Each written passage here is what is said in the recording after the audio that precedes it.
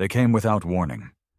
The skies over New Darwin cracked open like the shell of a rotten egg, and out spilled the Empire's finest, tall, armored beasts bred for war, their ships humming with alien technology. The people of Earth had always known something was out there, but we were too busy tearing each other apart to prepare. Or so the Empire thought.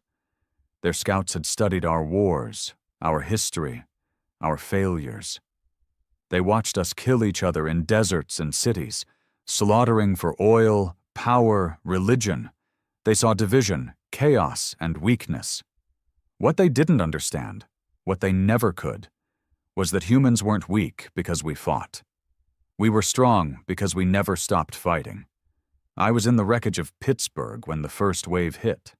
Not much left of the city by then. Years of internal collapse had left it hollowed, barely breathing. I was just another grunt, another ex-soldier trying to stay fed. Name doesn't matter. I've buried it deep with the bodies of the Empire's warriors. What mattered was survival, and we'd had a hell of a lot of practice with that. The Empire's warriors looked like gods when they landed, 8 feet tall, plated in shimmering armor, their language a static screech of superiority. They gave no warnings, no offers of peace, just a single, blaring message translated through every screen.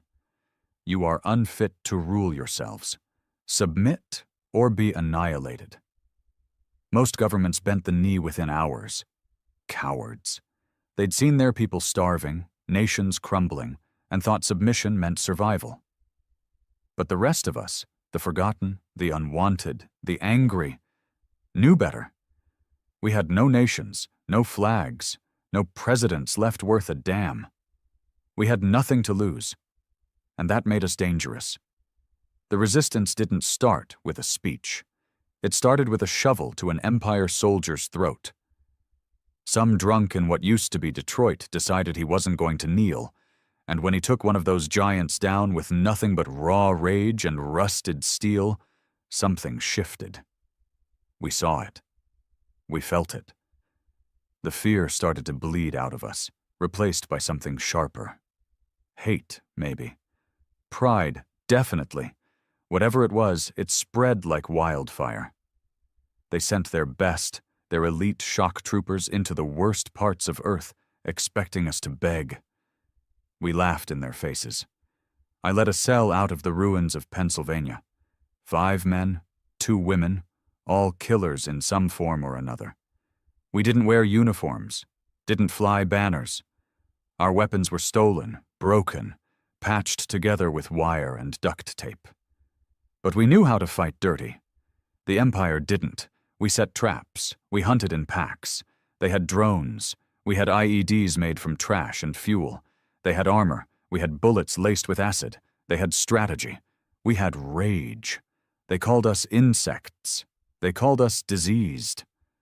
I watched a commander scream that we were beneath their notice right before one of my men shoved a pipe bomb into his breathing vent. The explosion lit up the night like fireworks. By month 2, the skies weren't so full of their ships anymore, but they didn't stop. The Empire doubled down. More troops, heavier weapons, giant siege walkers that could flatten a building with one step. They thought brute force would do what fear hadn't. It was almost cute. They didn't understand the one rule of Earth. You push hard enough, and even the broken rise up. They didn't expect a species that had survived extinction-level events, genocide, nukes, and their own stupidity to suddenly unite. But we did. Not all of us, but enough. In the silence between battles, we'd listen to their transmissions. They couldn't understand why we kept fighting. "They are primitives," one voice said. "Why do they not submit?" That's when we smiled. Because they came thinking they were gods, and we were about to show them how humanity deals with false gods. The next few weeks turned cities into graveyards, not just for us, but for them. We didn't have air superiority. We didn't have fleets or EMPs or coordinated global defenses. What we had was instinct, hate, and a level of endurance the Empire had never witnessed. Every street became a trap, every sewer a tunnel of death. The Empire thought it could use its towering mech suits and thermal scanners to flush us out, but they forgot something important. Humans lived in filth. We thrived in it. We'd been crawling through garbage and breathing in poison for centuries. Radiation, chemical waste, viral outbreaks. These weren't war crimes to us. They were just Tuesday. I remember one night in the hollowed remains of Atlanta. The Empire had deployed a full Hunter-class unit, 10-foot apex killers with scanning drones, mounted cannons, and AI-assisted reflexes.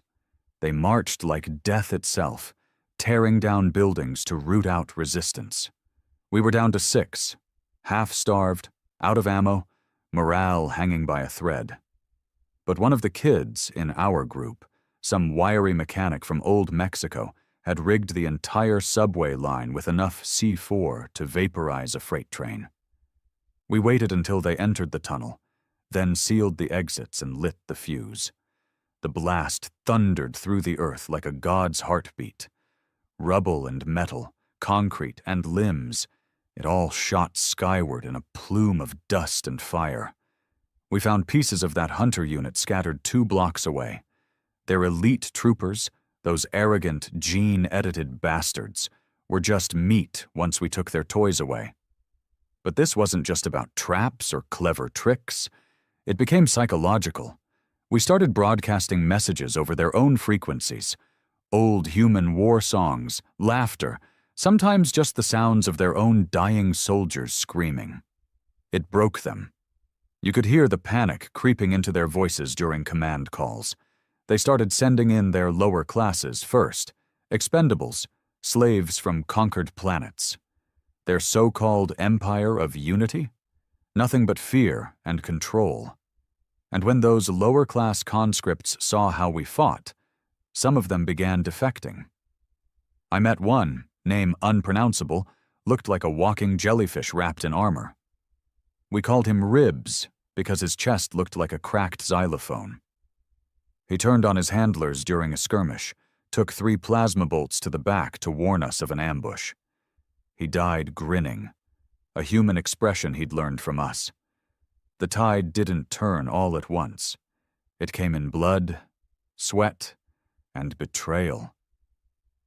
For every Empire soldier we killed, they glassed entire neighborhoods in retaliation. Their orbiters could incinerate cities from the sky. We had to keep moving, keep hiding. But that's when the worst mistake of their campaign happened. They bombed New Omaha, not a major city anymore, just a big refugee camp full of women, kids, old men, nothing strategic, no weapons stockpile. They hit it anyway, burned it to ash.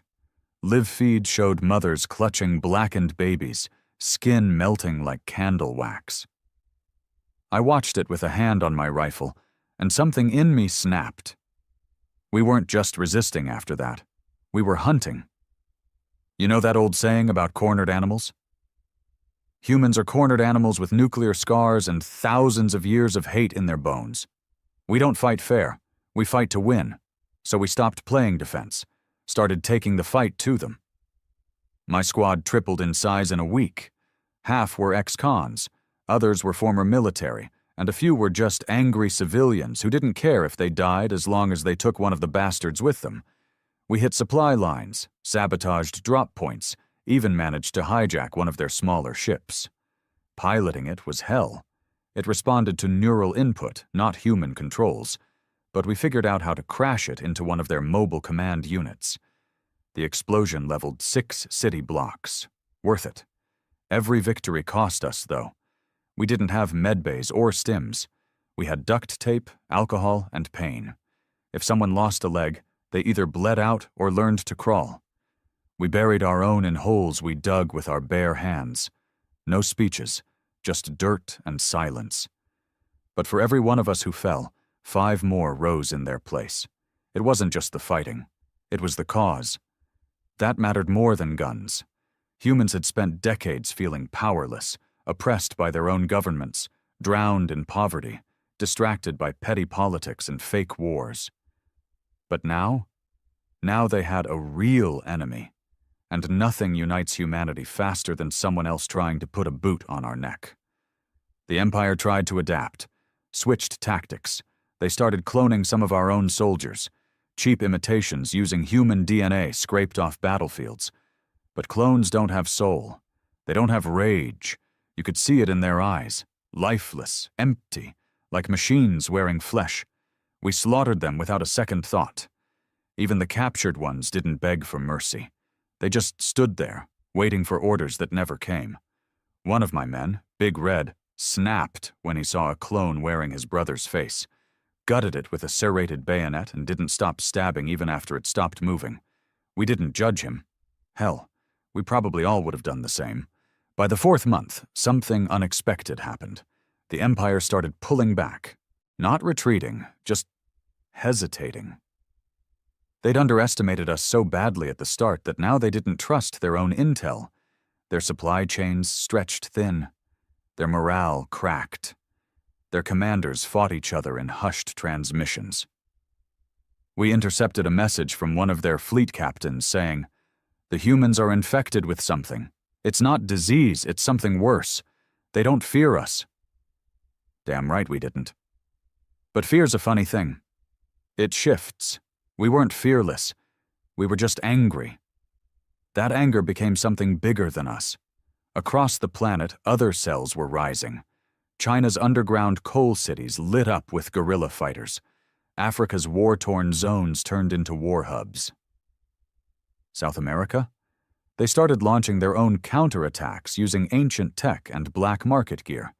The Empire realized, too late, that Earth wasn't one nation. It was a planet full of predators in waiting. That's when they sent the Judicator. Not a soldier, not a battalion, a single being, their executioner, a creature bred for planetary-level slaughter. 9 feet tall, wrapped in kinetic shielding, born in the heart of a dying star, according to their myths. It landed outside what was left of Chicago and issued a challenge. Any human who could defeat it in combat would earn the right to negotiate surrender. That thing killed 20 fighters in the first 10 minutes, tore them apart with invisible blades, vaporized the rest with shockwaves. It stood over their bodies and laughed. I didn't wait for orders. I just walked out with a pack of grenades and my father's old revolver. Every part of me screamed that this was suicide, but some part of me needed to face it. Not for glory, not even for revenge, for proof. Proof that we weren't beneath them. Proof that even if we lost, we went down swinging. The fight wasn't fair, never is. I was faster, but it was smarter, stronger. It read my movements like a book. But pain is a teacher, and I'd studied under it for years. I let it break my ribs, dislocate my shoulder, but I planted every bomb I brought with me. The last one? I shoved that straight into the bastard's throat while it was monologuing about evolution and superiority. I smiled, just like we always did, and pulled the pin. The Judicator exploded in a cloud of sparks, gore, and smoke. I woke up 3 days later in a rubble-strewn bunker with half my face wrapped in gauze and the rest of my body stitched together like Frankenstein. But when I looked around, I saw something I hadn't seen in months. Hope. They told me the blast had triggered a massive uprising. Word spread fast. The unkillable warrior had fallen. They didn't know my name. They just called me the man who smiled. Good. Names don't matter anymore. Not mine, not theirs. Only the message does. They sent their best. We smiled, then we crushed them. They called it a tactical pause, a regroup, a moment for the Empire to evaluate resistance vectors and redefine planetary dominance protocols. In simpler terms, they were bleeding, and they didn't know how to stop it. We had cut too deep, too fast. And for the first time in what must have been 1,000 years, the Empire was afraid of losing a war. It started in the sky. We noticed fewer patrol ships, fewer low-altitude scans.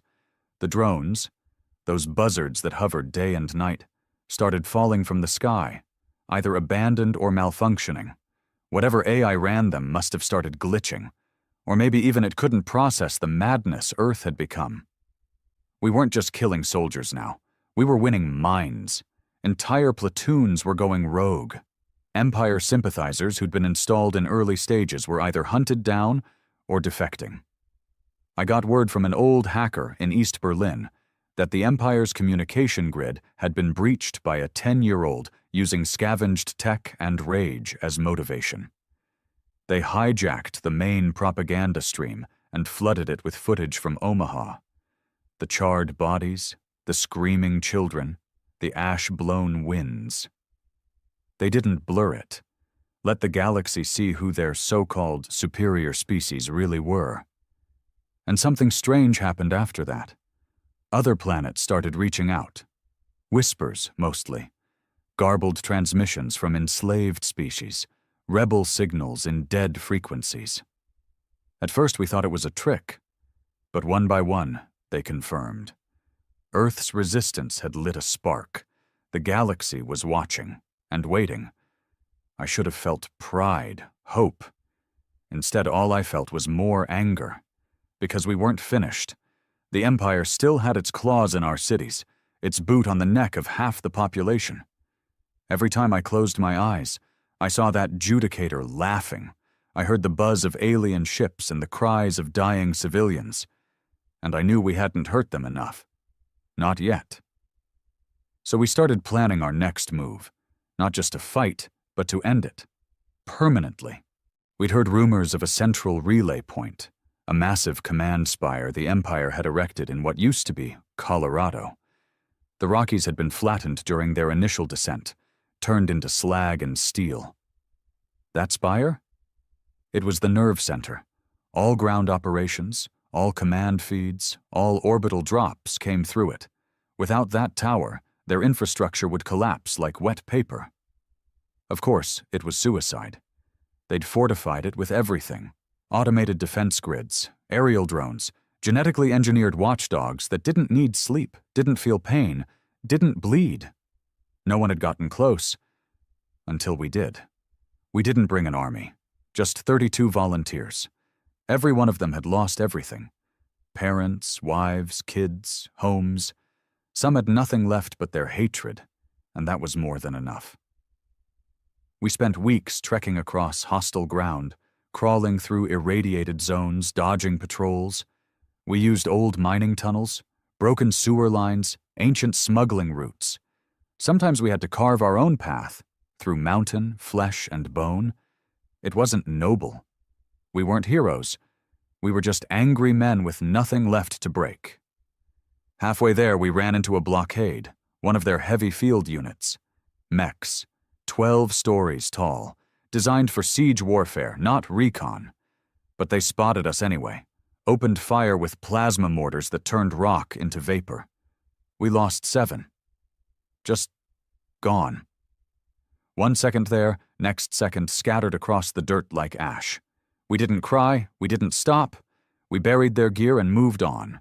The last stretch was the worst. Open terrain, no cover, a field of bones and melted tech where a city used to be. The spire loomed ahead, black against the night sky, humming with power. It was alive, almost, pulsing with the breath of every alien atrocity that had touched our world. We waited until midnight. Then we ran. No stealth. No tricks. Just a straight, screaming charge across open land, guns blazing, throats raw. They tried to stop us, of course. The sky lit up with fire. Drones screamed down like banshees. But we kept moving. Some of us on foot, some on stolen bikes. One guy, Tanner, came riding a gutted mech like it was a bull, firing an Empire cannon hacked into manual mode. He took out a guard post before his torso got liquefied. We didn't stop to mourn. We blew a hole in the outer wall and poured through like a damn virus. Inside was chaos. Empire soldiers, techs, analysts. They panicked. They'd never expected humans to breach this deep. They fought back, of course, viciously. But they were used to clean war. Precision strikes. Predictable tactics. We were anything but. We shot. We stabbed. We bit. Burned and screamed. I saw a guy rip an alien's jaw off with his bare hands. Another threw himself on a plasma grenade just to keep the rest of us moving. I personally emptied 3 clips into a high-ranking officer and then beat him with his own breathing tank. No mercy. No surrender. We reached the control core just before dawn. It was pulsing, warm, wired directly to a floating orb that transmitted real-time data to the orbital command fleet. This was it. The heart. The Empire's eye. I pulled out my last charge, a handmade bomb, crafted with stolen fusion cells and the trigger mechanism from a broken toaster. I set it. Then we waited. The aliens flooded in minutes later, overwhelmed us, guns to our heads. My second-in-command got her skull crushed in front of me. I thought I was next, but I just smiled. And when they asked me why, I said 2 words. Check the core. They looked. Too late. The explosion didn't just take out the spire. It sent a signal, an overload pulse that corrupted every connected system on the planet. Satellites went blind. Mechs fell still. Orbital relays blinked into black. Entire fleets lost command control. The whole planet-wide system collapsed in under an hour. And the best part?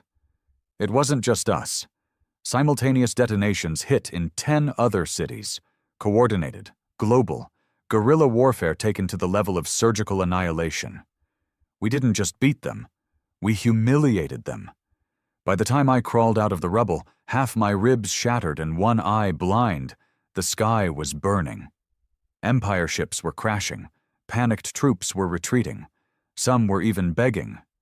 And I realized something. This war wasn't about survival anymore. It was about revenge. And we were just getting started. The skies never turned blue again. After the spire fell, the world looked different. Not just physically, though that was true too, with entire cities turned to twisted metal and radioactive dust, but in spirit. Something changed in us. The fear was gone, replaced with something colder, sharper, the kind of hate that settles into your bones and doesn't burn out. We'd cracked their infrastructure, disarmed their nerve center. But we hadn't broken the Empire. Not yet. They still had fleets in orbit, still had holdout zones where their elite units hunkered down, trying to figure out how a planet of what they called feral bipeds had outmaneuvered their god-tier tech. What they didn't get, what they never got, was that humans don't fight to win. Not always. Sometimes we fight because we have nothing left. And when you fight like that, you're capable of horrors no strategist can predict. We were turning into something else. Less soldiers, more executioners. After Colorado, Command tried to contact me. What was left of it, anyway. Some underground network out in the Balkans. A mix of ex-generals, resistance techs, and some scary people from places even I didn't want to know about. They wanted a structured offensive now. Organize the chaos. Build a real front. I told them no. I didn't come this far to wear another uniform. Instead, we went dark. My squad, what was left of it, and a few of the newer blood, 14 of us, all killers, none of us clean. We didn't report to anyone, didn't take orders. We went rogue. And we started hunting. Our targets were the holdout commanders, the ones hiding in alien sanctuaries built from stolen steel and human bones. They thought we wouldn't come for them. That with their ships still guarding the sky, and their drones still patrolling the waste, they could bunker down and wait for reinforcements. They were wrong. The first one we hit was in the ruins of Johannesburg. He called himself Executor Varn. A title, not a name. 9-foot mutant, armored like a tank, surrounded by elite guards and a kill zone laced with sonic mines. We lost 2 getting through the perimeter. Another bled out before we could cauterize the stump. Didn't matter. We breached the bunker, blew through the guards, and cornered him in his command throne. He stood, all arrogance and ancient bloodline, and told us we were lesser creatures. That we should feel honored to die in the presence of an evolutionary superior. I shot him in both knees and then let my men take turns. We didn't leave a body. After that, they stopped broadcasting names, started hiding deeper. But we had eyes. Friends in the shadows. Former slaves of the Empire. Some weren't even human. Doesn't matter. The ones who were suffering saw something in us. Not hope, not salvation. Vengeance. That's what Earth had become now. A beacon for vengeance. Across the stars, other rebel signals started spiking. Encrypted transmissions calling us the First Flame. They were watching us burn, and they wanted to join. But we didn't wait. Our next hit was an orbital cannon site in what used to be Alaska. A towering beast of a structure, angled to fire plasma lances at any vessel trying to leave orbit. Problem was, it also held control over one of the last functioning Empire prisons, Camp Delta, a place where they kept human prisoners in cryo-suspension. Experiments, failures, dissidents. We had to take it. Getting in meant going through the cold. Sub-zero temperatures, high wind, open terrain, and patrol drones. We wrapped ourselves in thermal suits made from scrap and animal hide. Smelled like death, but it kept us warm. We snuck in during a snowstorm, covered by white and rage. The guards weren't expecting a ground assault. Their defenses were aimed skyward. By the time they realized we were inside, we'd already started the release sequence. The prison held over 3,000 humans. Most had been asleep for months. Years, maybe. Some woke screaming. Some didn't wake at all. But those who could move joined us.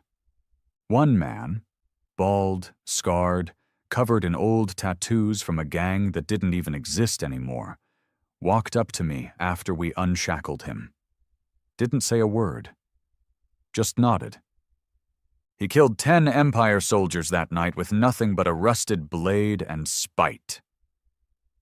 We took the cannon, turned it on the Empire's orbital station, fried it in one shot, watched it spin out of control and break apart in the atmosphere. Fire rained down over the Pacific for 2 days.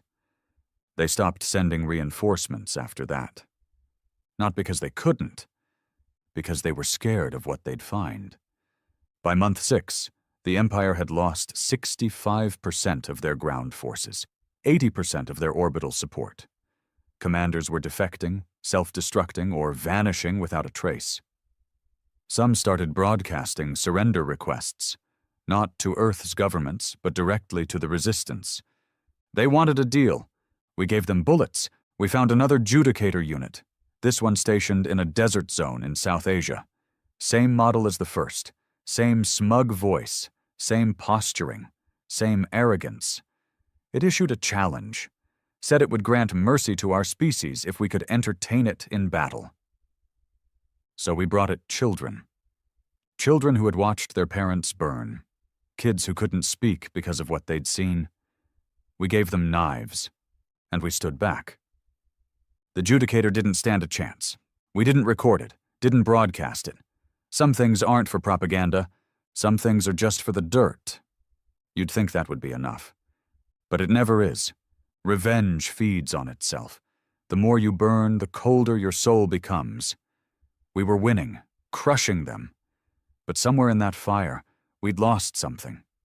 One night, I walked into an old church, half collapsed, stained with blood and alien tech. Inside, one of my men had strung up an Empire defector. Not a soldier, just a translator. Said he used to help process human prisoners. Claimed he had no choice. My man had gutted him anyway, hung him from the rafters as a warning. And for the first time in months, I felt something close to sickness. I didn't stop him, but I didn't join in. We were monsters now, but we were ours, and we were almost done. By the time the 7th month came around, we stopped calling it a war. It wasn't a war anymore. It was a reckoning. What was left of the Empire on Earth had either gone underground or barricaded themselves into steel-wrapped cities, artificial bunkers with controlled climates and genetically tuned atmospheres. They weren't trying to conquer anymore. They were just trying to survive. hunted, cornered, and drowning in the same fear they once forced onto others. We gave them no rest, no mercy, no negotiation. We sent bodies back, stacked and burned. Their elite? Hung upside down outside their bunkers with signs carved into their armor in 7 different languages. You thought we were animals. You were right. My squad had grown by then. 45 men and women, all of them hardened by fire and betrayal. Some had been with me since the beginning. Others were barely recognizable beneath their scars and stolen gear. We didn't look like soldiers anymore. We looked like ghosts, walking reminders that Earth was the wrong planet to invade. We didn't wear uniforms, just trophies, bits of armor, alien bones, shattered helmets. We weren't fighting for a flag. We were fighting for closure. And we were close. Our next mission wasn't a hit. It was a purge. Intel had confirmed that the Empire's last major planetary governor, Archregent Kaloran, was holed up in an old capital site deep in what used to be the Alps. Buried beneath the ice and rock, surrounded by the remains of shattered mountain ranges and nuclear-blasted valleys, was the Empire's final redoubt. A city-sized fortress powered by geothermal vents and guarded by something called the Dread Spire, a structure we hadn't seen before. They built it for one reason: to hold out until reinforcements came from off-world. We weren't going to give them that chance. The assault was planned for weeks, coordinated with other resistance cells from every shattered continent. A full-scale push, not just sabotage and strikes. This time it was war in its truest form. Man versus monster, tooth for tooth, scar for scar. I led the ground force, 6 columns of fighters, each made up of what we now called Ash Squads, named for what they left behind. Some had homemade flamethrowers, others rode salvaged alien skimmers rigged with explosives. We were suicide wrapped in steel and hate. The approach was hell. Blizzards tore skin, drones blanketed the sky. They knew we were coming. We didn't care. Half of us weren't planning on coming back anyway. This wasn't about surviving. This was about finishing it. We breached the outer wall with orbital scrap. Massive debris from the fallen Empire fleets, converted into kinetic battering rams and shot into the fortress at subsonic speeds. The shockwaves shattered their gates. We flooded in like blood through open wounds. They fought back hard. This wasn't the same Empire force from the early days. These were survivors, too. Desperate. Fanatical. They used chemical bursts, gravity wells, AI-commanded mechs. They tore through our front line. But they couldn't break our will. Because we weren't there to win a battle. We were there to kill a god. The Dread Spire was alive with energy, black metal veins pulsing with crimson light. It rose like a spine from the frozen earth, nearly a mile high.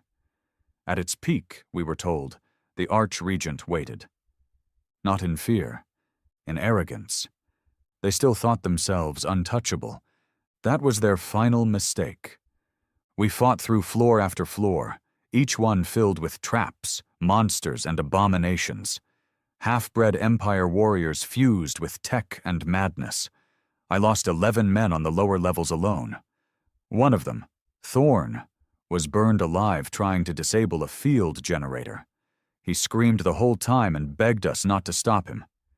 Because he knew, if we did, it'd all be for nothing.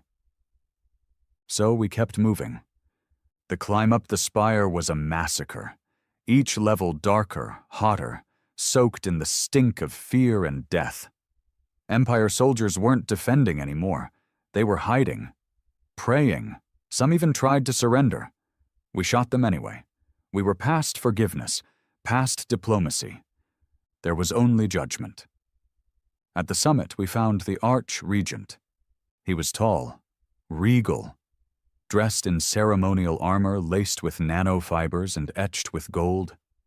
He stood calmly in the center of a control room surrounded by blinking consoles and walls made of polished obsidian. I still remember his eyes. Dead. Cold. Not in fear, but in entitlement. He didn't believe we had the right to stand before him. Didn't believe we could. "You were supposed to fall," he said in perfect, accentless English. "You were designed to fail." I lifted my rifle and shot him in the knee. He collapsed with a grunt. My men fanned out. No one spoke. The silence was thicker than blood. "You invaded," I told him. "You killed our people. You burned our cities. And you still think you're the victim?" He looked up, bleeding, face twisting into something between pride and disgust. "You are chaos incarnate," he said. "You have no order, no unity, just rage." Exactly. Then I drove my knife into his heart. The spire died with him. Systems failed. Power shut down. Across the planet, empire structures fell into blackout. Their last commander was dead. Their last hope burned. We didn't celebrate. There was nothing left to celebrate. Only a planet to bury. The world didn't cheer when the empire fell. There were no parades, no speeches, no waving flags or fireworks. Just silence. A thick, choking silence that blanketed the ruins like smoke from a fire that had finally burned itself out. We had won. But winning didn't feel like triumph. It felt like standing in the aftermath of a massacre you started, then realizing you were the last one left breathing. The empire was gone. What little remained had gone into hiding or abandoned the planet entirely. Their orbiters had stopped responding. Their tech had shut down. Whatever off-world fleet was watching decided Earth wasn't worth it anymore. Too costly, too bloody, too human. But we were left with the wreckage, with the bodies, with the scars. There were mass graves everywhere, some organized, most not. Entire cities had become burial grounds, bodies layered in rubble, their faces half melted, some unrecognizable even to their own kin. In some places, the stench was so thick it sank into your skin, no matter how long you scrubbed. We didn't rebuild right away. We couldn't. There was nothing to rebuild. No governments, no infrastructure, just scattered factions of survivors, some clinging to the idea of society, others going full feral, turning their backs on civilization altogether. Power was chaos. Territory was violence. Food and clean water were more valuable than bullets. But the worst part? The war hadn't left us. We brought it home with us. The men who survived the spire, the ones who climbed with me, who watched everything die around them, weren't the same when we came back down. We'd seen too much, done too much. We didn't know how to live anymore. We were ghosts. I remember walking through the bones of Berlin weeks later, looking for survivors, for supply caches, maybe even for peace. I found none of it. Just a group of children, barely old enough to speak, surrounding the carcass of an Empire scout drone, bashing it with rocks, laughing, singing some twisted song about break the skull, drink the sparks. They had no idea what peace was. They'd never known it. They were born in fire, and now they lived by it. I tried to help. We all did. But help meant leadership. Leadership meant decisions, and decisions meant power. Power breeds violence, always. Some of my own turned on each other. Factions formed. Old grudges flared up. Gangs that had worked together during the war started carving up land, raiding each other. For resources, they said. But really? It was for pride, for ego, for the addiction of control. That's when I knew we'd lost something deeper than cities and lives. We'd lost our soul. One of my oldest fighters, Creed, pulled me aside one night. We were sitting around a fire, surrounded by the corpses of Empire tech we'd once called gods. "You ever think we went too far?" he asked. I didn't answer right away, because the truth was, yeah, I thought about it every damn day. But I couldn't say it, because then everything we did, everyone we lost, would have been for nothing. So I looked him in the eye and said, "We did what we had to." He nodded, but he didn't look convinced. He killed himself 2 nights later, left no note, just walked into the fire and didn't scream. Others followed. The pressure of peace, of not having something to kill, was too much. We were built for war now, engineered by it, sharpened into blades that didn't know how to stop swinging. And with the empire gone, we turned inward. I tried to stop it, tried to form a new coalition, not a government, nothing formal, just a council, a way to share power, to avoid another collapse. We called it the Black Table, 13 seats, equal say. By the end of the first month, 4 seats had been assassinated. The rest started wearing body armor to the meetings. We were too fractured, too damaged. And the truth was, too many of us liked the chaos. We'd found purpose in it, identity. The war hadn't broken us. It had shaped us. But there were still moments, small, fragile moments, that made me think something better might still be possible. I met a woman outside the ruins of Florence. She wasn't a fighter, wasn't anyone special, just a doctor. Used to work with Empire captives, patching up prisoners, trying to keep kids alive in the camps. She didn't care about revenge or power. She cared about planting seeds. Literally. She'd started a greenhouse, right in the middle of the rubble. No tech, no fancy machines, just dirt, sunlight, and grit. Tomatoes, potatoes, even a few stubborn apple trees. She called it her silent rebellion. I asked her why she bothered. She just looked at me and said, "Because we have to remember how to live, too." I didn't answer her that day, but I kept going back. And every time I did, I left my weapons outside the fence. Not because I trusted her, but because I wanted to. That's what survival had become now. Not rebuilding, not revenge, not glory, but little acts of trust, of hope, even if they didn't last. The winter after the spire fell was the coldest anyone remembered, not just in temperature, but in spirit. It wasn't the kind of cold that crept into your bones. It was the kind that pressed into your chest, weighed down your breath, made the air feel like it was punishing you just for being alive. They said it was from the orbital ash, the remains of the Empire's station still drifting in the upper layers of the atmosphere. Dust and debris choked out the sun. The sky hadn't been blue in months.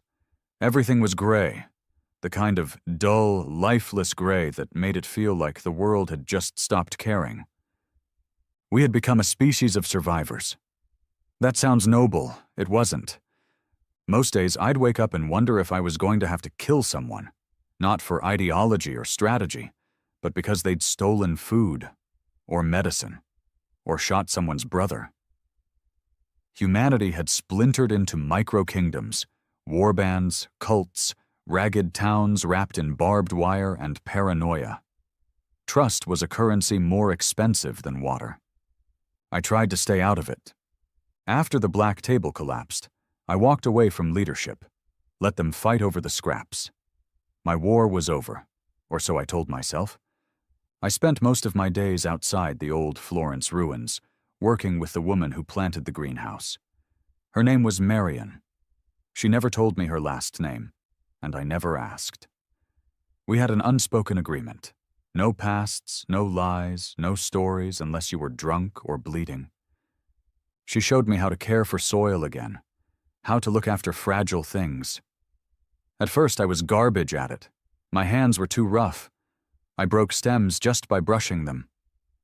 But she never scolded me, just nodded and said, "You'll learn." Plants aren't afraid of scars. One afternoon, I asked her why she stayed, why she didn't flee, didn't try to find one of the safer zones in the north. She answered with a question. "What's the point of safety if you can't grow anything in it?" I thought about that a lot. I also started having dreams. Bad ones, not about the war itself. That part was almost easy to accept. The shooting, the screaming, the blood, that was just noise. What haunted me was the silence that followed. The faces of the men who followed me into fire and never came back. The look in Creed's eyes before he walked into the flames. The boy who died calling my name because he thought I could save him. I kept those dreams to myself. What was I supposed to say? Hey, I'm still broken even though we won? We didn't win, not really. We just didn't die. The problem was, neither did everyone else. One night, Marion and I were working under oil lamps, patching a makeshift irrigation pipe, when we heard the trucks. Not hovercraft. Trucks. Old engines, noisy and inefficient, but loud enough to mean only one thing: a convoy. Visitors. I reached for my rifle before I even realized I'd moved. She froze. Expecting anyone? I shook my head. Nobody good announces themselves that loud. She stood and wiped her hands on her jacket, calm as ever. Let me talk first. The trucks rolled in a few minutes later. 3 of them, rusty and reinforced with welded scrap armor. Each one flew a black flag with a silver handprint painted in the center. I knew that symbol.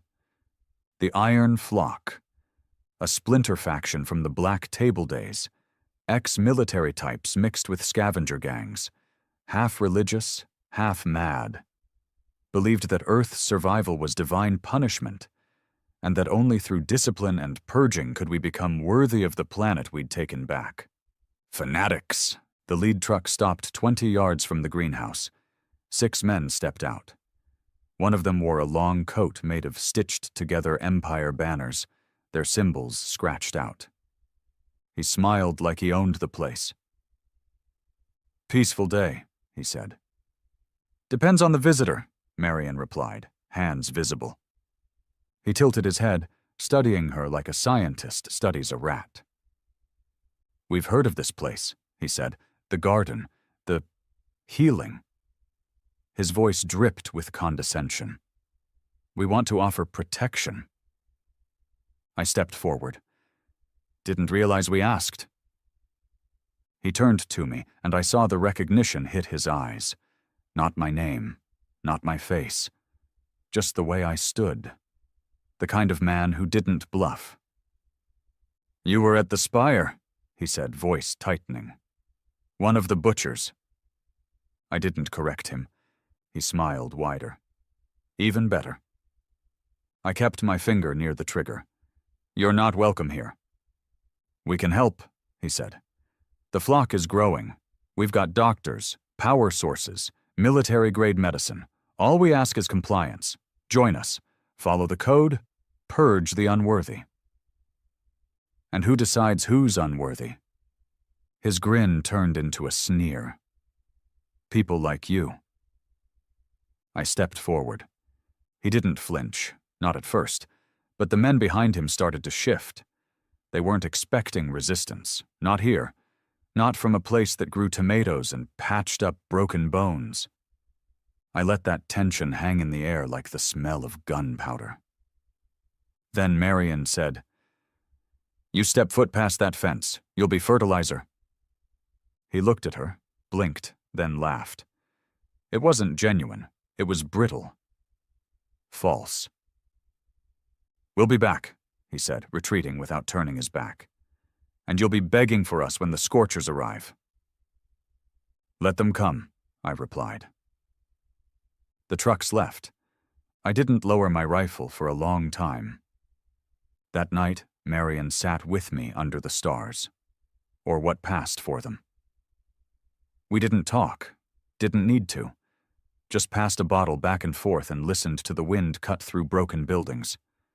Eventually, she said, "They won't stop." "I know. They'll come harder next time."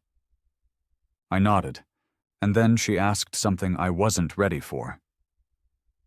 Would you kill them the same way you killed the Empire? I didn't answer right away. I wanted to say no. I wanted to believe I was past that. But the truth clawed its way out. If I have to. She didn't look angry or scared. Just sad. Like she already knew the answer. The next day, we started building defenses. Nothing obvious, no watchtowers or trenches, just traps, false trails, covered pits, silent alarms made from old motion sensors and bird call devices. Marion made me promise we wouldn't turn it into a fortress, so we made it a snare instead. We trained the kids, quietly. Not how to fight, yet, but how to hide, how to disappear, how to listen for certain sounds. We taught them to move like shadows. Not because we wanted to, but because the world didn't leave us a choice. One of them, a kid named Nico, asked me, "Are we going to have to kill more monsters?" I looked him in the eye and said, "Maybe." And then, quieter, "But we don't kill unless we have to." He nodded like he understood. But I saw the smile twitch on his lips. They came at dawn, like all cowards do, under the pretense of light, hoping it would wash away the filth of what they were about to do. The iron flock didn't sneak. They marched, bold, armed, confident. They came in numbers, close to 100 men and women armored in rusted plating, masks painted with teeth, rifles scavenged from both Earth and Empire tech. They flew no flag this time. They didn't ask for compliance. They came for blood. We saw them from the ridge. Marion had woken me just before first light. She didn't speak, just put a hand on my shoulder and pointed. I knew it was time. The garden was quiet, too quiet. The children were already in the tunnels. We'd prepared them weeks ago. Marion had insisted on it. Said if we were going to build anything real, we had to protect the roots. I wanted to believe her. But today wasn't about roots. It was about rot. I checked my rifle, loaded the last clip, and strapped 2 makeshift grenades to my chest. The others, what few fighters I still had, joined me at the trench line. Just 7 of us. The last remnants of a unit that once burned gods from the sky. I looked into their eyes. Not one of them was afraid. We'd lived too long to be afraid now. Marion joined us.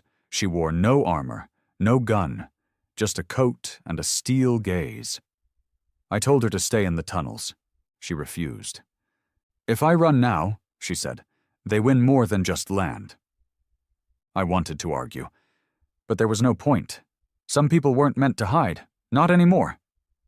The first shot came from their side, a warning. Then a voice, amplified through a megaphone, thick with false civility. "Hand over the doctor and any technology you've scavenged. In exchange, we'll let the children go." I didn't respond. The others didn't move. Another shot. Closer this time, just over our heads. Last chance. I looked at Marion. She didn't blink. So I stood, raised my weapon, and answered with fire. The first wave came fast, like they expected us to break, like they thought the fear of another war would be enough to make us kneel. They forgot we never stopped fighting. The initial clash was pure chaos. Bullets and plasma cut through the cold morning air. Traps exploded, pits opened, screams echoed. We hit them hard, harder than they expected. A dozen of them dropped in seconds, caught off guard. But there were too many. By the second wave, they adjusted, moved with discipline. Their shots got cleaner. They started flanking. I took a round to the thigh. Didn't feel it at first, just warmth and pressure. Kept firing. Saw 2 of mine go down, Cruz and Bell. Bell got hit in the neck. Cruz tried to drag her back. Took one to the face for his trouble. I didn't stop shooting. Neither did the others. Marion was still behind us, helping reload, tending to wounds, refusing to fall back. She moved like a ghost. Grace under fire, and then I saw him. The bastard from the first convoy, the one in the stitched banner coat. He stood behind the front line, barking orders, directing with a smug look like he'd already won. I broke cover. Didn't think. Just moved. Bullets whizzed by. Dirt kicked up around me. I felt the sting of a graze across my ribs, but didn't slow. Threw the first grenade at his flank, cleared out 2 of his guards, closed the distance while he staggered. He turned, eyes wide. "You," he said. "Me," I answered, and tackled him to the ground. He fought dirty, knife to the gut, missed by an inch. I slammed my elbow into his face, heard the crunch. He rolled us over, tried to get leverage, but I pulled the pin on the second grenade. We stared at each other. Real quiet. "You won't survive this," he whispered. I smiled. "Don't need to." Then I shoved it in his coat and kicked him back. The explosion sent me flying. I blacked out for a second, maybe more. When I came to, the battlefield was hell. Fires, screams, smoke, the kind that sticks to your soul. The flock was retreating, scattered, broken, leaderless. We'd held them. Barely. I crawled back to the trench. Marion was there. Bleeding, shot through the stomach. I pulled her into my lap, tried to stop the bleeding with my hands, with cloth, with anything. But it was too much. Too fast. She looked up at me, eyes wet but calm. "You saved them," she said. "No," I whispered. "We saved them." She smiled. "Good." Then her hand dropped. And she was gone. I don't remember much after that. They say I wandered into the garden at dawn the next day. Just sat there. Dirt on my face, blood on my hands, staring at the trees she planted, the ones just starting to bloom. They tried to name the place after me. I told them no. Told them if they wanted to remember anything, remember her. The one who chose to plant instead of burn. The one who showed monsters how to be men again.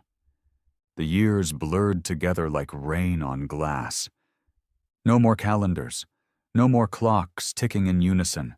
Just the rhythm of sunrises, seasons, and slow, stubborn regrowth. They called it the second quiet. Not peace. Never that. Peace was a word for people who had forgotten what it cost. No, this was something else.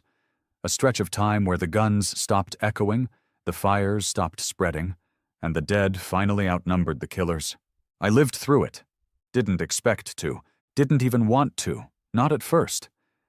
But time has a way of dragging even the unwilling forward. And for those of us who had spent years knee-deep in death, living was the last rebellion we had left. Marion's garden became more than a patch of green in a world still dressed in ash. It became a seed of something real. People came from every direction, not because we invited them, but because they had nowhere else left to go. Some brought children, others brought pain. Most brought both. We let them in. Slowly, cautiously, and we built around the roots she planted. No fences, just watchers. No currency, just trade. No laws, just rules scrawled on stone, read aloud every new moon. Protect the weak. Feed the hungry. Bury the dead. And never ever start the fire unless you're ready to burn in it. They say I'm the one who wrote them. I didn't. Those words were hers. I just remembered. The kids grew fastest, not just in height, but in knowledge. They learned from what we were, not just what we taught. Learned how to use weapons, but not crave them. How to hunt, but also how to cook. How to lead, not with threats, but with action. One of them, Nico, took over my patrol routes when my knee gave out. Grew taller than me, smarter too. He asked me once, while tightening the string on his bow, Do you think the Empire will ever come back? I didn't lie. Maybe, probably, one day. He nodded. We'll be ready. And he meant it. Not with hate, not with bloodlust, but with eyes wide open. I knew then I could step back. I spent my days by the garden, keeping the weeds at bay, talking to Marian even if she couldn't answer. Her grave was simple. No dates, just a name and a line carved deep into stone. She chose to grow where others burned. People left her gifts, small things, a pendant, a poem, a folded drawing from a child who'd never known her smile, but still felt it in the fruit she helped grow. Sometimes they'd ask me to speak about her. I always said the same thing. She wasn't a saint, she wasn't a hero, she was tired, broken, but she still believed in life. That's more than most of us ever managed. As for me, I stayed in a little shack near the edge of the field. Nothing fancy, just wood, steel, and a cot. I kept my rifle under the bed. Not because I expected trouble, because the world always finds a way to remember what we forgot.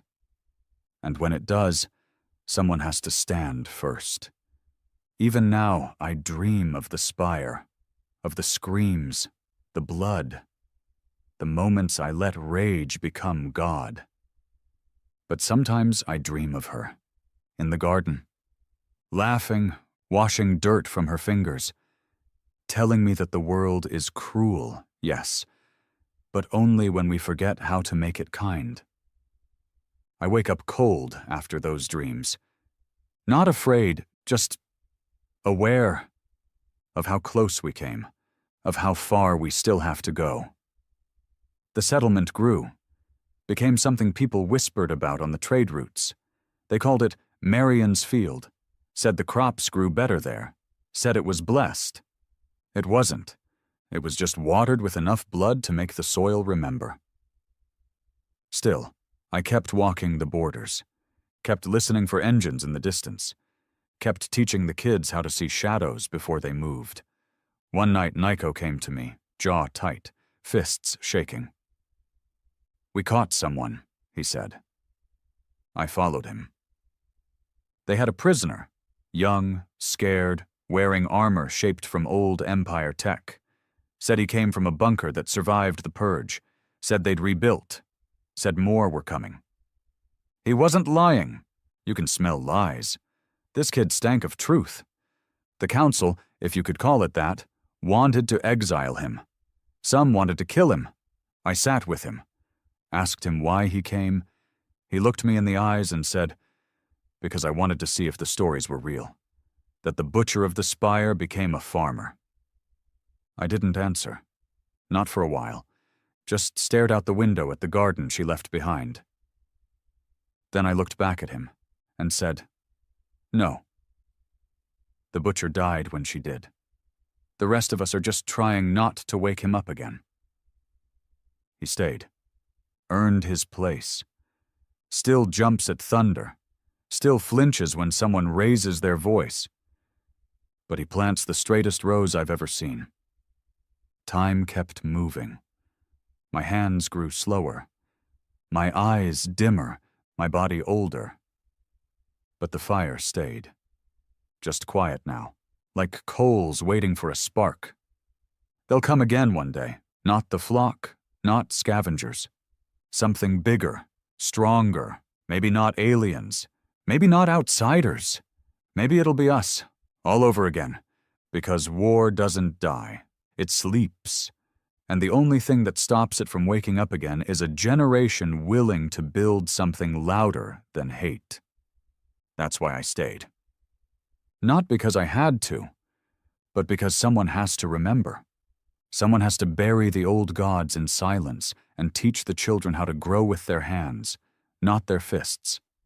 So that if the monsters come again, they'll find not just resistance, they'll find something worth saving. And this time, we won't burn everything just to prove we could. The sky tore open in a blinding flash of blue and green, rippling like water disturbed by a violent force. It wasn't a storm. It wasn't some freak natural disaster. It was the arrival of the Zalcor Dominion, an empire spanning over 1,000 worlds, known for their brutal conquest of lesser species. Their warships, sleek and cruel in design, hovered in Earth's orbit, casting long shadows over cities that had no idea what was coming. The United Nations warning sirens blared across the globe, but it was already too late. The message had come 3 hours prior. By order of the Zalcor High Council, your species is deemed unfit for sovereignty. Surrender, and you may serve. Resist, and you will be purged. Humanity was given no time to respond before the first attack commenced. Energy beams lanced down from orbit, striking military installations, communication centers, and even civilian hubs. The world's greatest cities, New York, Beijing, London, Moscow, burned in minutes. It was supposed to be over before it even started. The Zalcor had done this before. They had wiped out civilizations that had barely discovered space travel, crushed species that had warred among themselves for centuries, and enslaved entire planets before they could fight back. But they had never faced humans before. And they had no idea what they had just unleashed. The initial days were chaos. Governments scrambled to coordinate defenses. The world's militaries, divided by politics and decades of mistrust, were forced to work together against a common enemy. Underground resistance groups formed, ordinary civilians took up arms, and scientists raced to reverse engineer the fallen alien technology.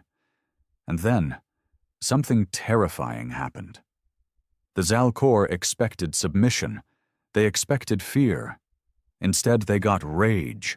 Entire cities, even those that had already been reduced to rubble, became battlegrounds of relentless insurgency.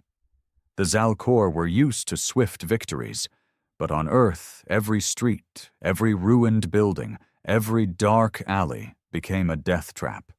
They had superior weapons, faster ships, and years of experience in galactic warfare. But humans were different. They adapted, they learned, and they did not forgive.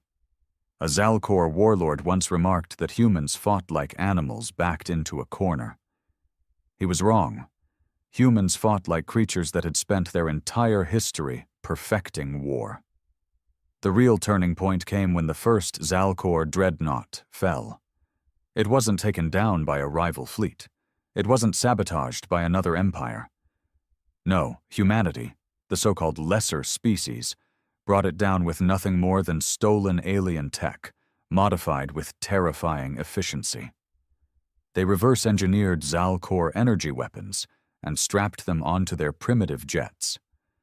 They learned how to hijack the Dominion's communications and fed false intelligence back to the invaders. The Zalcor thought they were hunting humans, but in reality, they were being hunted. For the first time in their history, the Zalcor felt fear. They had declared war on a planet of warriors, survivors, and strategists, and they had made a mistake that could not be undone. The High Council watched in horror as reports poured in. Battalions lost overnight, warships hijacked, supply chains obliterated. Entire fleets, once untouchable, were vanishing in the darkness of space, hunted by human pilots who had learned to use Zalcor technology better than the Zalcor themselves. Panic spread among the Dominion's leadership. What had started as a routine conquest had turned into an unrelenting nightmare. Humanity was no longer fighting for survival. They were fighting for vengeance. And they weren't stopping until every last invader was gone. The High Council convened in secrecy, their reptilian faces twisted in expressions of disbelief. One of them, a veteran of over 100 planetary conquests, finally spoke the words they had all been dreading. "We must retreat." Silence followed. The Zalcor Dominion had never retreated in its entire history. Their empire was built on strength, on dominance. To retreat was unthinkable.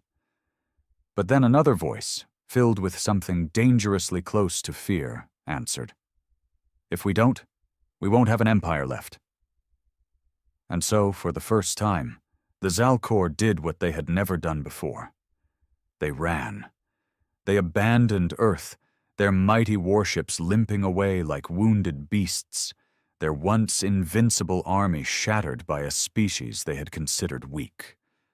Humanity watched them go, but they did not celebrate. Not yet. Because war was not just about survival. It was about making sure the enemy never came back, and humanity had just begun their hunt. The war wasn't over. It was just beginning. The Zalcor retreat wasn't silent. It wasn't organized. It was a disaster. Their warships, once an unstoppable force in the galaxy, now moved like crippled animals, barely holding formation as they fled Earth's orbit. Some vessels burned as human-piloted fighters tore through them like wolves on wounded prey. Others were left behind, disabled, their crews slaughtered or taken prisoner. Humanity did not let them leave in peace. As the last of the invaders broke atmosphere and vanished into the void, the world stood in the eerie quiet of victory. Smoke still rose from the ruined cities. The echoes of battle still rang in the air, but for the first time since the war began, humanity could breathe. Yet there was no celebration. Because Earth had changed, the war had hardened people in ways no one could have foreseen. The nations of the world, once bitter rivals, had become something new, a unified force forged in fire and blood. And now, they were not just defenders. They were hunters. The Zalcor High Council received the reports with mounting horror. Their mighty fleets were in shambles. Their forces were broken, their strategies useless against an enemy that refused to fight the way their past conquests had. The Supreme Warlord, a being known as Valir, slammed a clawed fist onto the polished obsidian table. "This is unacceptable. We are the Zalcor Dominion. We do not run from lesser creatures." The chamber remained silent. The other council members, a collection of warlords and strategists who had led the Dominion for centuries, sat motionless, their expressions unreadable. Valir turned to his second-in-command, a veteran general who had overseen dozens of planetary conquests. "You led the attack, Karok. Explain how a race of primitives destroyed an entire fleet." Karok's reptilian face twisted into something that looked dangerously close to shame. "They are not primitives," he said, his voice measured but heavy. "They are something else." Valir's eyes narrowed. They had no fleets, no planetary defenses. Their technology was barely past space travel. You were supposed to crush them. Karok exhaled slowly. They did not need fleets. They became the war itself. The silence stretched. And then a new sound broke through. A transmission. Intercepted. From the humans. The council turned as the holographic projection flickered to life. A human figure, clad in battle-worn armor, stood in the ruins of a devastated city. His face was bruised, blood dried on his cheek, but his eyes burned with something the Zalcor had never seen before. Rage. "You came to our world," the man said, his voice steady. "You slaughtered our people. You burned our homes." He stepped forward, closer to the recording device. "You thought we would beg, that we would kneel." His lips curled into something that almost resembled a smile, but it wasn't friendly. "You were wrong." He leaned in, his voice dropping to a growl. "We're coming for you." The transmission cut out. The High Council chamber was deathly silent. For the first time in its history, the Zalcor Dominion had an enemy it did not know how to fight. And it was terrified. Back on Earth, humanity wasted no time. Every downed Zalcor warship was stripped for parts, studied, rebuilt. Their weapons were repurposed, their technology hacked and modified. In mere weeks, Human engineers had turned scavenged Dominion technology into something more powerful than its original design. And then, for the first time, humanity built its own fleet. Not of bulky, outdated space shuttles or fragile exploratory vessels. These were warships, fast, lethal, built not for defense, but for conquest. A council of leaders from every surviving nation gathered in an underground bunker, one of the few places left untouched by the invasion. There, plans were laid out, objectives were decided, Earth had been attacked, and now Earth would strike back. The Zalcor Dominion believed itself untouchable. They believed no lesser species could stand against them. Humanity would teach them the cost of their arrogance. A single word was spoken in that darkened chamber, uttered by a man who had lost his family in the invasion. A man who had fought in the streets of his ruined city, watching his world burn. A word that would define the future of mankind. War. The first human warships left Earth's orbit a month later. A fleet, built from the wreckage of fallen invaders, piloted by men and women who had nothing left to lose. They did not wait for the Zalcor to return. They hunted them down. The Zalcor believed they had survived humanity's wrath. They were wrong. The war was not over. It was just beginning. The first human warships were nothing like the towering dreadnoughts of the Zalcor Dominion. They were smaller, built from salvaged alien technology and human ingenuity. Faster, more adaptable, and most importantly, unpredictable. The Zalcor fought like an empire, structured, methodical, confident in their superiority. Humans fought like survivors, ruthless, relentless, and utterly without fear. When the first fleet launched from Earth, it was not to explore, nor to negotiate. It was to hunt. In the vast emptiness of space, a lone Zalcor supply station orbited a desolate moon. It was a minor outpost, barely guarded, nothing more than a waypoint for Dominion warships returning from failed battles. Inside, the Zalcor officers stationed there had no idea they were being watched. The first sign of trouble came when their long-range scanners went dark. Then, the communications relays failed. By the time the alarms blared through the station's corridors, it was already too late. The human fleet had arrived. They did not announce themselves. They did not demand surrender. They struck like ghosts. Jet-black human warships, smaller than the Zalcors but faster and more maneuverable, descended on the outpost with terrifying precision. Modified Zalcor energy weapons lanced through the void, shredding the station's defenses before they could react. Before the Zalcor knew what was happening, human soldiers were inside, moving through the corridors like wraiths. They fought without hesitation, without mercy. The Zalcor, once the galaxy's most feared conquerors, found themselves trapped in their own fortress, hunted like animals in the dark. When the last Zalcor officer fell, clutching his bleeding chest, he managed to activate a distress signal, a single transmission sent out to any Dominion warships in range. "They are here," he gasped with his final breath. "The humans, they are here." The Zalcor High Council received the distress call within hours. They listened in silence. It was impossible.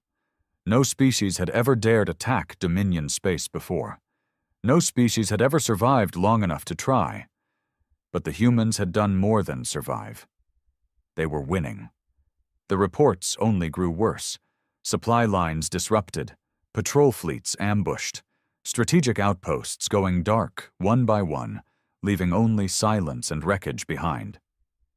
At first, the Dominion tried to fight back the way they always had, deploying larger fleets, mobilizing more troops. But no matter how many ships they sent, the humans were never where they expected. Humanity didn't fight the way other species did. They didn't march in formation, didn't follow predictable strategies. They struck from the shadows, disabled ships from within, sabotaged entire armadas before the battle even began. And worst of all, they learned. Every encounter, every skirmish, they adapted, turning the Zalkor's own strengths against them. For the first time, the High Council faced an enemy they could not outthink. For the first time, they were the ones being hunted. In the heart of Dominion space, the Supreme Warlord Valier sat in his war chamber, his claws digging into the armrest of his throne. The reports in front of him painted a picture he could barely comprehend. His generals stood before him, silent, waiting for his verdict. Finally, his voice broke the tense air. "What do they want?" he growled. "What are their demands?" No one spoke, because there had been no demands, no negotiations, no ultimatums, just destruction. The humans weren't looking for peace, they were looking for vengeance. Valier felt something he had never felt before. Fear. Back on Earth, the war had transformed humanity. They were no longer just a single species. They were something more, a force, a storm. United as one, they had become the very thing the Zalkor had feared. And they were not stopping. Not until the Dominion was nothing but ashes. Not until every last Zalkor had paid for what they had done. The hunters had become the hunted. And humanity would not rest until their enemies were wiped from the stars. The Zalkor Dominion was unraveling. What had once been an empire built on terror and conquest was now an empire running from terror. Their fleets no longer patrolled the stars with confidence. They hid. Their armies no longer invaded. They defended. And they were losing. Because humans did not fight like any enemy the Zalkor had ever known. They didn't stop. They didn't negotiate. They didn't give warnings. They just destroyed. The human war machine expanded faster than anyone could have imagined. Every Zalkor ship captured was repurposed. Every piece of alien technology was stripped, studied, improved. Factories on Earth, once built for industry, now churned out warships, weapons, and armor at a pace the Dominion couldn't match. For every human that fell, 10 more took their place, fueled by vengeance and rage. And for the first time, the Zalkor found themselves fighting an enemy that didn't just resist. They thrived in war. The first human invasion of a Zalkor world came faster than anyone had predicted. It wasn't one of the Dominion's core planets, but an outer colony, a massive industrial hub where Zalkor warships were constructed. They thought it was safe. They thought humanity wouldn't dare. They were wrong. The attack began in the dead of night.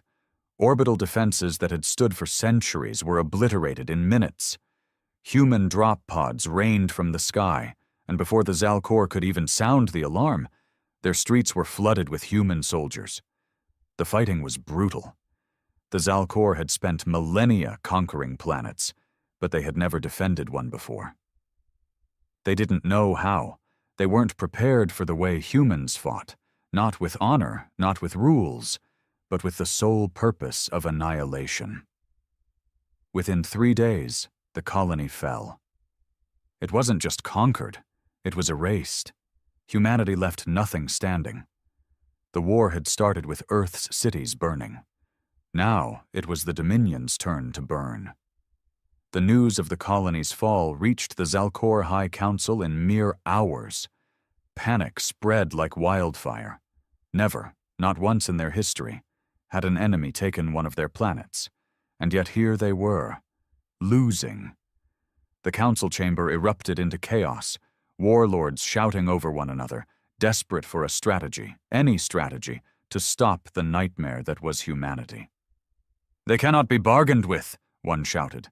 "They cannot be reasoned with," another hissed. "They are monsters." And then the Supreme Warlord Valier stood. For the first time, there was no arrogance in his gaze, only understanding. "We made a mistake," he said, his voice quiet but filled with finality. "We did not conquer a species. We awakened a force we cannot contain." The chamber fell silent. Then, one of the younger council members, his voice trembling, spoke the words they had all feared. "What do we do?" Valir looked at the holographic map of the Dominion. One by one, human attacks were spreading, consuming the Empire like wildfire. There was only one choice left. "We run," Valir said, his voice barely above a whisper. "Before they wipe us from existence." But humanity was not finished. They had taken their first world. Now they wanted more. They would have more. Because war was not just survival anymore. It was retribution. It was extermination. And humanity was just getting started. The Zalcor Dominion had ruled the stars for centuries, their empire stretching across countless systems, their power unquestioned. Until now. Until humanity. What had begun as a routine conquest, a species deemed unworthy of sovereignty, had turned into a war of survival. And the Zalcor were losing. The humans didn't fight like any species the Dominion had encountered before. They didn't just resist. They didn't just defend. They hunted. The fall of the first Zalcor colony sent shockwaves through the Dominion. In a matter of days, panic spread across the Empire. Civil unrest erupted in distant systems. Lesser warlords abandoned their posts, retreating to the far reaches of space. For the first time in recorded history, the Zalcor were afraid. For the first time, they were prey. Humanity wasted no time. Within weeks, the first conquered colony was transformed from a Zalcor stronghold into something new, a human war factory. What little Dominion technology remained was stripped down, studied, and reassembled into something far deadlier. Human engineers, once limited by Earth's slow progress, now worked with alien metals and energy weapons, fusing them into ships and weapons that the Zalcor had never seen before. With each passing day, humanity evolved, and the Dominion crumbled. On the Zalcor homeworld of Va'Run, the High Council had abandoned all pretense of control. Once proud warlords who had ruled the Empire without fear now cowered in their fortified chambers, their scales dull with stress, their voices filled with uncertainty. Reports flooded in like a never-ending nightmare. The humans weren't just attacking. They were dismantling the Dominion, one system at a time. Entire fleets were ambushed before they could regroup. Military bases that had stood for centuries were reduced to rubble overnight. And the worst part? No one knew where humanity would strike next. They moved through space like wraiths, slipping past defenses, exploiting weaknesses the Zalcor had never considered. The Dominion's greatest strength, its size, had become its greatest weakness. And humanity was everywhere. The breaking point came when the Varial shipyard, the largest military production facility in the Empire, was wiped from existence. The Dominion had believed it untouchable. It was hidden deep within a nebula, surrounded by defensive stations, guarded by an armada of warships. It didn't matter. The humans found it, and they burned it. Every Zalcor warship under construction was torn apart before it could even launch. Every defensive platform was obliterated, and when the human fleet finally left, the once great shipyard was nothing more than drifting wreckage. It was not a battle. It was a massacre. And when the news reached the High Council, they finally understood the truth. Humanity did not just want to win. They wanted to erase the Dominion from existence.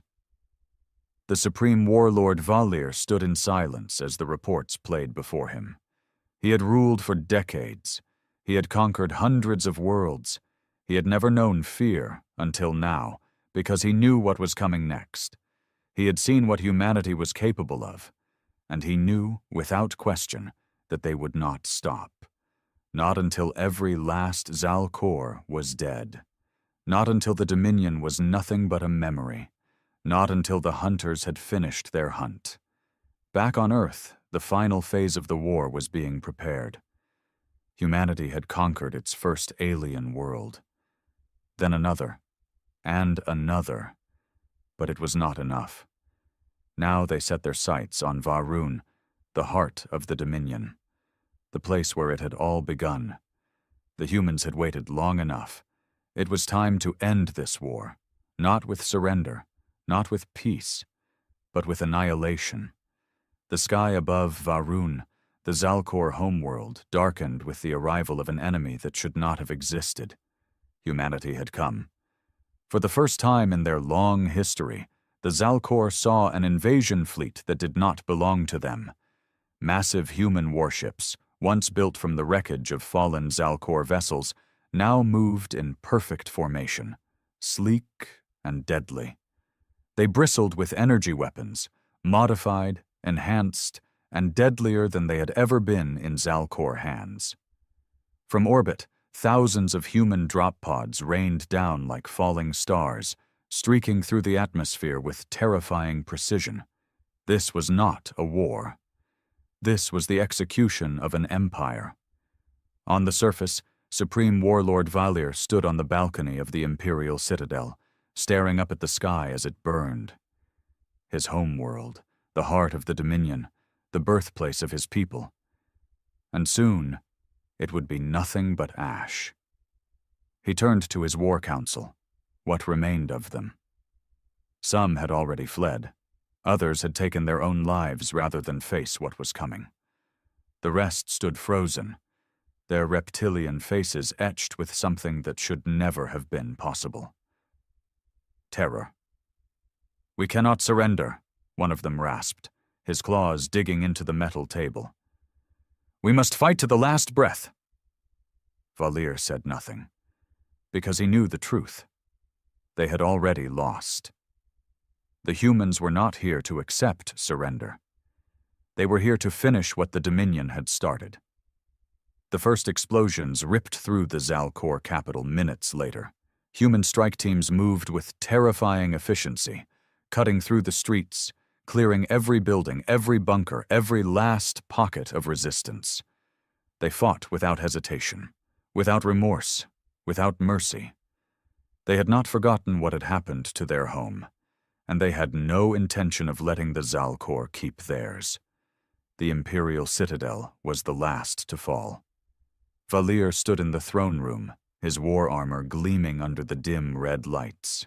He did not run. He did not beg. That was not the way of the Zalcor. But as the massive blast doors burst open, as human soldiers poured into the chamber, weapons raised, he understood the terrible, undeniable truth. His species had made a mistake that could never be undone. A mistake that had doomed them. The humans had been underestimated. They had been labeled as lesser, but they were not weak. They were monsters. And they had become the very thing the Zalcor had always feared. Hunters. Valir exhaled slowly, straightening his posture as the human commander stepped forward, his rifle trained on the warlord's chest. The man's face was expressionless, but his eyes burned with something ancient, something unrelenting. Vengeance. Valir bared his fangs. He would die like a warrior. But as the commander pulled the trigger, as the shot rang out and the Supreme Warlord's body hit the cold floor, Valir knew. This was not just his death. This was the death of his entire species. The war was over. Humanity had won. But victory was not enough. For months after the fall of Va'ruun, human warships scoured the galaxy, hunting down the remnants of the Zalcor. No survivors, no prisoners. The Dominion had shown no mercy. And now, neither did humanity. One by one, the last Zalcor colonies burned. One by one, their last warships vanished into the abyss, hunted to extinction. Until there was nothing left. Nothing but silence. Nothing but the memory of an empire that had once ruled the stars, and the species that had erased them. Earth had been avenged. The war was finished, but humanity was not the same. They had started as victims. Now they were something else entirely. Their fleet stretched across the stars, their weapons unmatched, their name whispered in fear, because the galaxy had learned a lesson that could never be forgotten. Never underestimate humanity. Never attack humanity. Never make humanity angry. Because when you do, you don't just lose, you cease to exist. The hunters had found their prey, and they had wiped it from the universe. The war was over. But humanity's reign had only just begun. The galaxy did not celebrate.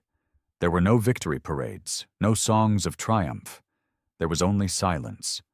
The Zalcor Dominion, once the most feared empire in the known universe, had been reduced to nothing but scattered wreckage and dead worlds. Their homeworld was a graveyard. Their fleets were scrap. Their people were gone. Humanity had not just won. They had erased an empire from existence, and the galaxy had taken notice. With the Zalcor wiped from the stars, humanity stood at the edge of a terrifying realization. They had won, but at what cost?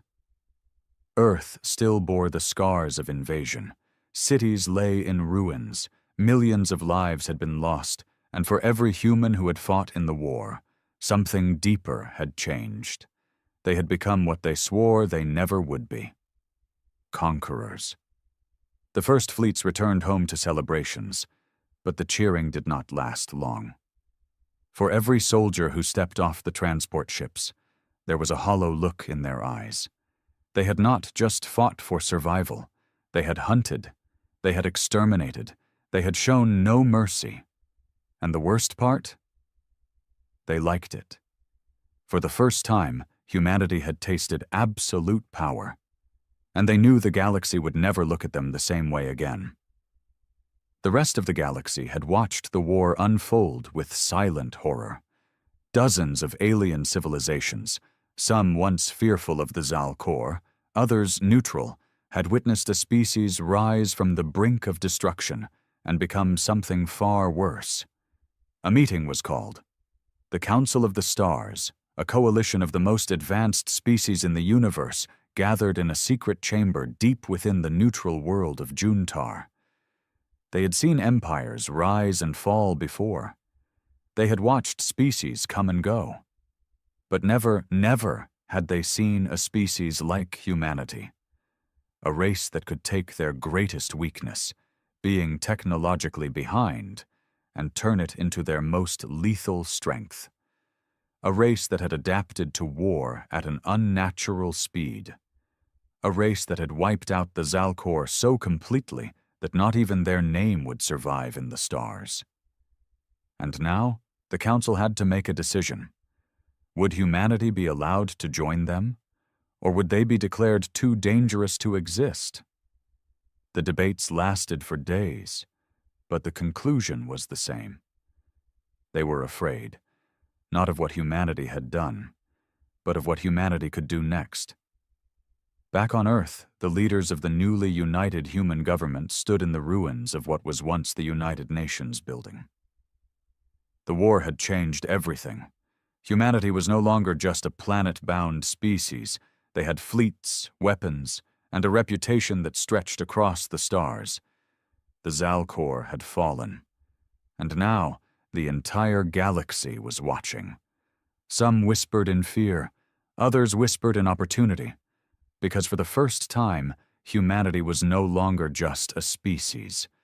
They were a power, and the galaxy had two choices: to accept them or to fear them. And if history had taught the universe anything, it was that fearing humanity was a very, very dangerous thing to do. The war was over, but humanity's story had only just begun.